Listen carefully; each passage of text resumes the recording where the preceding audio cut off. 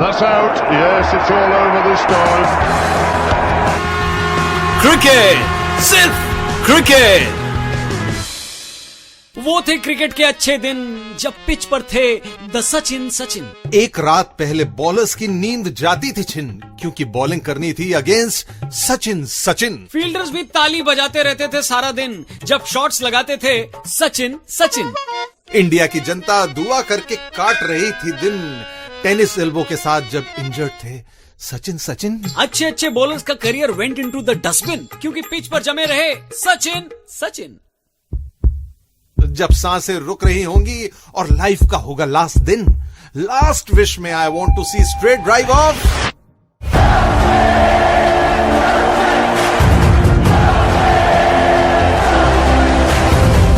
जी हाँ, वेलकम है आपका on red podcast presents cricket, सिर्फ क्रिकेट। मैं हूं रौनक और मेरे साथ में है सौरभ। और क्रिकेट प्रेमियों से यह सवाल पूछने की जरूरत ही नहीं है कि क्या तुमने सचिन से प्यार किया?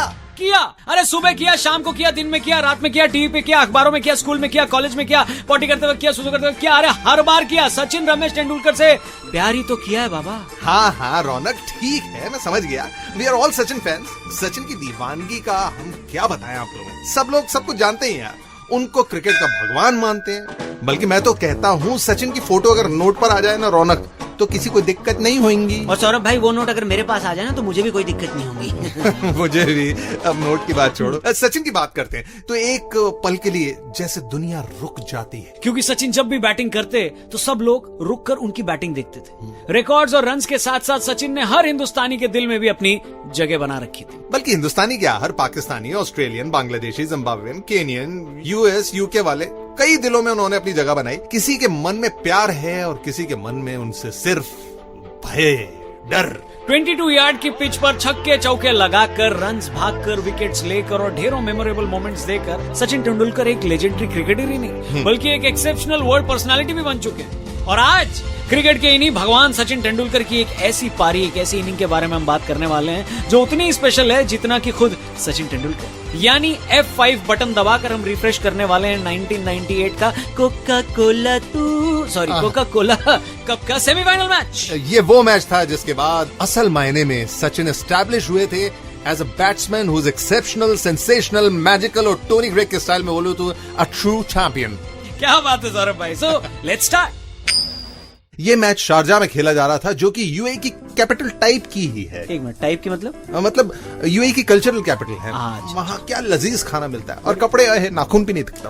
Very good. सो किसका ट्राई सीरीज था आप बता रहे थे? हाँ, ऑस्ट्रेलिया, न्यूजीलैंड, इंडिया के बीच खेली जा रही इस ट्राई नेशन सीरीज का ये 6th मैच था, छठा मैच। ऑस्ट्रेलियन सीरीज को डोमिनेट कर रहे थे, जो कि वो हमेशा से करते रहे, और न्यूजीलैंड और इंडिया एक दूसरे के बाहर होने का वेट कर रहे थे। तू पहले निकल। सेमीफाइनल मैच वाले दिन यानी 22 अप्रैल 1998 को शारजा में मौजूद इंडियन सपोर्टर्स ने स्टेडियम को खचाखच भर दिया। ऑब्वियस सी बात है, आबादी तो हमारी है ही। ये भीड़ जमा होने के 2 रीजंस थे। पहले ये कि इंडिया ऑस्ट्रेलिया के बीच एक जबरदस्त मुकाबला देखने की सबको उम्मीद थी, और दूसरा ये कि सबको ये लग रहा था कि शायद ये आखिरी मैच है जिसमें उन्हें इंडिया खेलती हुई दिखाई देगी, क्योंकि इंडिया के जीतने के चांस उतने ही जितने राहुल बाबा की जीत के चांसेस होते हैं। लेकिन राहुल बाबा की सक्सेस तो मतलब हाँ एग्जैक्टली, लोगों को उम्मीद ही नहीं थी कि इंडिया न्यूजीलैंड से अच्छा रन मेंटेन कर पाएगी, और उसमें भी कम लोगों को ये उम्मीद थी कि इंडिया ऑस्ट्रेलिया जैसी दिग्गज टीम को हरा पाएगी। ऑस्ट्रेलिया ने बैटिंग स्टार्ट की और 17 रन के स्कोर पर पहली गिल्ली की गिल्ली यानी एडम गिलक्रिस्ट, हरविंदर सिंह ने गिल्ली को आउट किया और क्रीज पर आ गए रिकी पॉन्टिंग। उस समय की ऑस्ट्रेलिया की टीम नहीं बल्कि वीडियो गेम के उस ड्रैगन की तरह थी, जिसे जितनी बार अटैक करो उतनी बार एक नई पावर सामने आ जाती थी। एकदम सही कहा आपने। मतलब ये प्लेयर नहीं मारेगा तो वो मारेगा, वो नहीं मारेगा तो वो मारेगा, यानी वो मारने में और हम मार खाने में मतलब कम नहीं थे। संभाल लिया रन मारने में। हाँ, एक से एक धुरंधर बैट्समैन भरे हुए थे टीम में। मार्क वॉ और रिकी पॉन्टिंग दोनों ने मिलकर अच्छी पार्टनरशिप की रौनक। बिल्कुल। लेकिन 84 के स्कोर पर भज्जी की बॉल पर रिकी अपनी डिक्की में बैठ के वापस चले गए, और फिर डैमियन मार्टिन आए और उन्होंने एक मारा और चले गए। क्या मारा? किसको मारा? एक रन मारा और चले गए, और फिर उनके बाद आ गए बेवन सॉरी, एन साइलेंट थोड़ी है यार। सही, अंग्रेजी भाषा की फिल्म में और साइलेंस का नाता अपने आप में बड़ा ही खास है। That is true. यानी अंग्रेजी और अंग्रेजों को पता ही नहीं चलता कि कब वो साइलेंट हो जाते हैं। करेक्ट। साइलेंटली माइकल बेवन और मार्क वॉक दे धकेल मारते ही जा रहे थे, नॉन स्टॉप मार रहे थे। रन, अच्छा हाँ, मैं इमेजिन करने लगा। रन पे रन भागते रहे और 90 रन की पार्टनरशिप उन्होंने पूरी कर दी, बिना आलू के, बिना छोले के। मार्क वॉ ने 81 रन बनाया और तेंदुलकर की बॉल पर आउट होकर चले गए।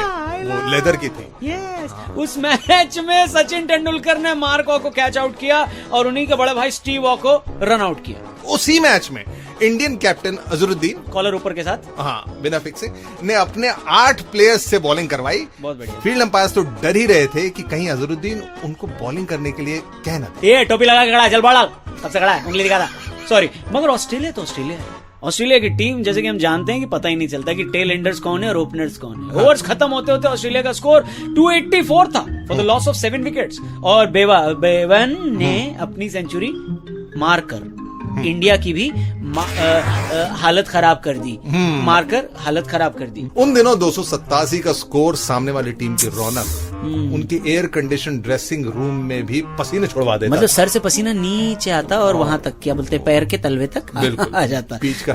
तो और पसीना आने भी था क्योंकि ऑस्ट्रेलियन बॉलिंग अटैक, बाप रे बाप, Damien Fleming, Michael Kasprowicz, Shane Warne और वो एक मूडी आदमी था जिसका नाम टॉम था। वो इतने एक्सप्लोसिव बॉलर्स, पाकिस्तान से थे। एक्सप्लोसिव बोलते हैं हमको, वो क्यों, ये क्या कनेक्शन है पाकिस्तान की? विस्फोटक। हाँ वो ठीक है। ये प्लेयर्स पाकिस्तान से नहीं थे और ये अच्छा खेलते थे। एक्चुअली सामने वाली टीम की बैटिंग स्ट्रैटेजी को थर्माकोल के माफिक तोड़ के फिर उसके टुकड़े ऐसे हवा में ऐसे उड़ाते थे। लेकिन रौनक, मैं बिना हिचकिचाए कह सकता हूँ कि ऑस्ट्रेलिया के सामने उस दिन उनका बाप था सचिन रमेश तेंदुलकर। खामोश। सचिन तेंदुलकर बैटिंग पर थे। ओडीआईज में उस टाइम तक तेंदुलकर 40-50s, हाँ मतलब 40 बार 50 रन और 13 सेंचुरी बना चुके थे। डैमिन फ्लेमिंग के हाथ में व्हाइट कलर की बॉल थी। किसकी?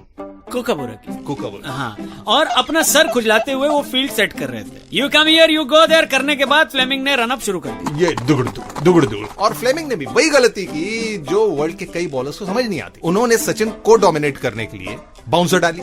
सचिन इधर उधर करके बच भी गए। और इतिहास गवाह है, गवाह नहीं खुदा गवाह है हाँ। कि जब भी किसी ने सचिन को बाउंसर से तंग किया ना भाई साहब, तो ये 5 फुट 5 इंच का आदमी बैट्समैन से बैटमैन बन जाता था। और सामने वाली टीम के बॉलर्स जोकर नजर आते थे रौनक। सचिन ने अगली ही बॉल बाउंड्री मारी और इस बाउंड्री से ऑस्ट्रेलियंस की ईगो को भी भारी नुकसान झेलना पड़ा। स्टेडियम क्राउड में एक आदमी अपनी टी शर्ट उतारकर कैमरे की तरफ दिखा रहा था और भाई साहब उस टी शर्ट पर ना बहुत नॉन वेजिटेरियन वाली बात लिखी थी। मांसाहार नॉनवेज बात मतलब उसमें लिखा था कि इंडियन टाइगर्स ईट कैंगरू करी।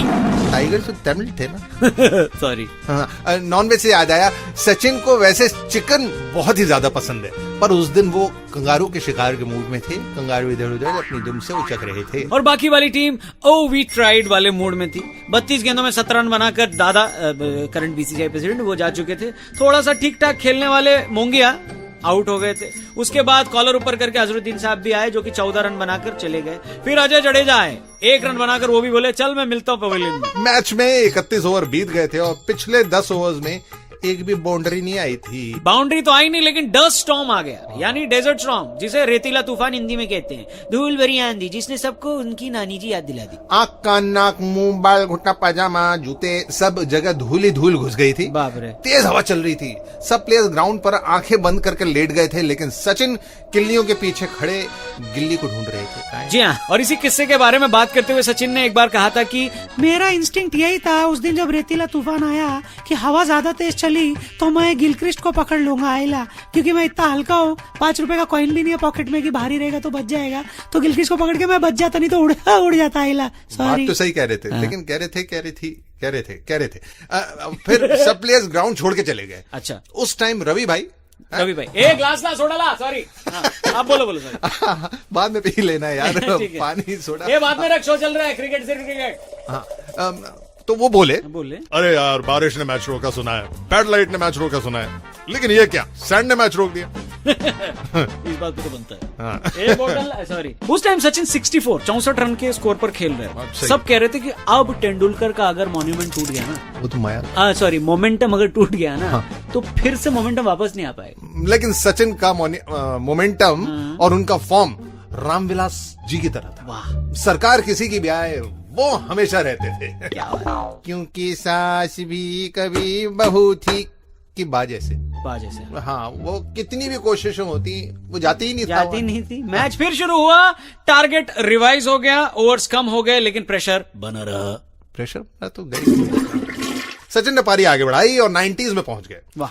और ये तो शायद आलिया भट्ट के अलावा सब जानते ही होंगे कि जब जब तेंदुलकर 90s में होते थे तब सबका ब्लड प्रेशर 120/80 की जगह 240/160 हो जाता था। तेंदुलकर की बैटिंग देखकर हार्ट अटैक सिर्फ ऑस्ट्रेलियन को ही नहीं, अच्छा। बल्कि उनके 90s में पहुंचने के बाद इंडिया में भी सबको कंडीशन हार्ट अटैक वाली हो जाती थी। क्या अभी आउट नहीं होना चाहिए। अपने करियर में इन टोटल तेंदुलकर 27 बार सेंचुरी बनाने से चूक चुके हैं। ओहो। 27 बार वो 90s में ही आउट हुए हैं, मतलब 27 और सेंचुरीज हो सकती थी। ये सुनकर काम्बली ने भी कहा कि वो भी कई बार सेंचुरी मारते मारते रह गए। सीरियसली? पर मुझे भी लगता है कि अगर उन्हें भी टीम में शामिल किया जाता ना तो बिल्कुल सेंचुरी मार देते। अच्छा। फिर उनकी फिल्में भी उनकी क्या कहते हैं, खैर आगे बढ़ते हैं यार थोड़ा। हाँ। 38 ओवर्स में इंडिया 188 पर पहुंच चुकी थी।